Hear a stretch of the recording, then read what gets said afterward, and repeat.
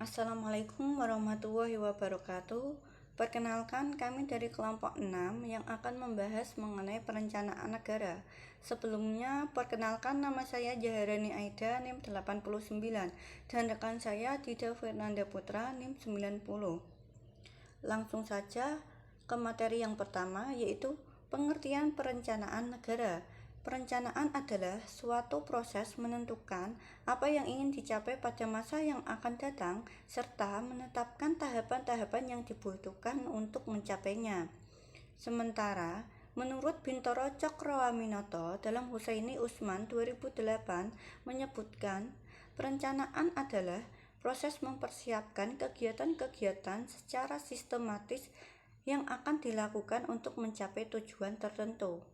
Dan untuk Prajudi Atmosudirjo dalam Husaini Usman 2008 juga berpendapat bahwa perencanaan adalah perhitungan dan penentuan tentang sesuatu yang akan dijalankan dalam rangka mencapai tujuan tertentu, siapa yang melakukan, bila mana, di mana, dan bagaimana cara melakukannya.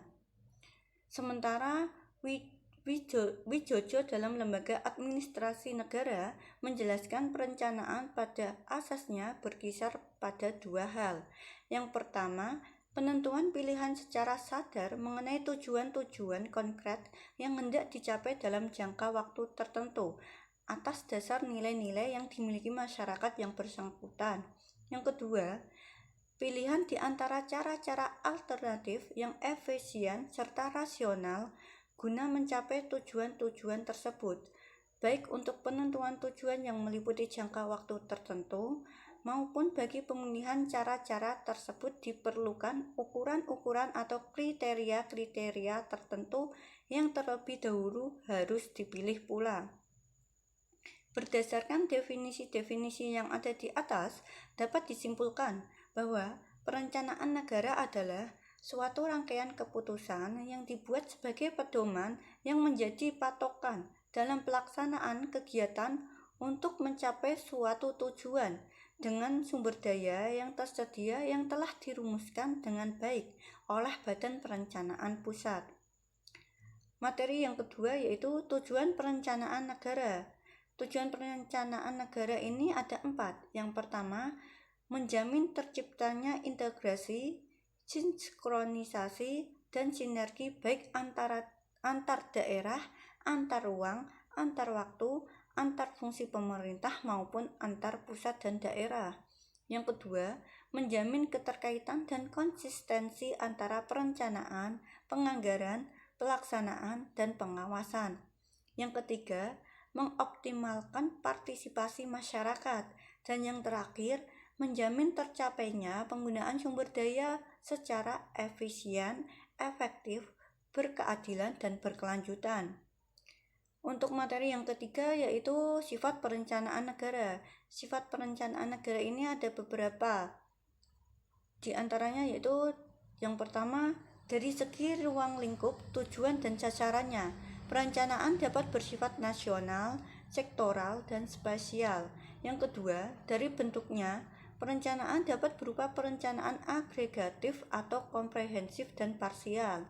Yang ketiga, dalam jangkauan dan hierarkinya, ada perencanaan tingkat pusat dan tingkat daerah. Yang keempat, dari jangka waktunya, perencanaan dapat bersifat jangka panjang, menengah, atau jangka pendek. Yang kelima, dilihat dari arus informasi. Perencanaan dapat bersifat dari atas ke bawah, top down, dari bawah ke atas, bottom up, atau kedua-duanya. Yang keenam, dari segi ketetapan atau keluasan proyeksi ke depannya, perencanaan dapat indikatif atau preskriptif. Dan yang terakhir, berdasarkan sistem politiknya, perencanaan dapat bersifat alokatif, inovatif, dan radikal. Untuk materi yang keempat dan seterusnya akan disampaikan rekan saya. Kurang lebihnya mohon maaf. Wassalamualaikum warahmatullahi wabarakatuh. Assalamualaikum warahmatullahi wabarakatuh. Saya Dida Fernanda Putra, NIM 090. Di sini saya akan menyampaikan materi mengenai tahap-tahap perencanaan negara, proses perencanaan negara, dan syarat keberhasilan perencanaan negara. Yang pertama itu mengenai tahap-tahap perencanaan negara. Ada beberapa tahap dalam perencanaan negara. Yang pertama itu menetapkan tujuan yang ingin dicapai dalam perencanaan. Yang kedua, mengukur ketersediaan sumber-sumber daya yang langka selama periode perencanaan. Dan yang ketiga itu memilih berbagai cara, kegiatan, dan alat yang bisa digunakan untuk mencapai tujuan nasional. Dan yang terakhir itu mengerjakan proses pemilihan kegiatan-kegiatan yang mungkin dan penting untuk tercapai tujuan nasional tanpa terganggu oleh adanya kendala-kendala sumber daya organisasional. Yang kedua itu mengenai proses perencanaan negara.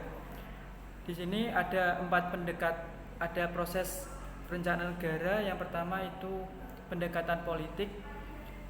Pendekatan politik sendiri itu pemilihan presiden atau kepala daerah yang menghasilkan rencana pembangunan. Hasil proses politik khususnya penjabaran visi dan misi dalam RPJM.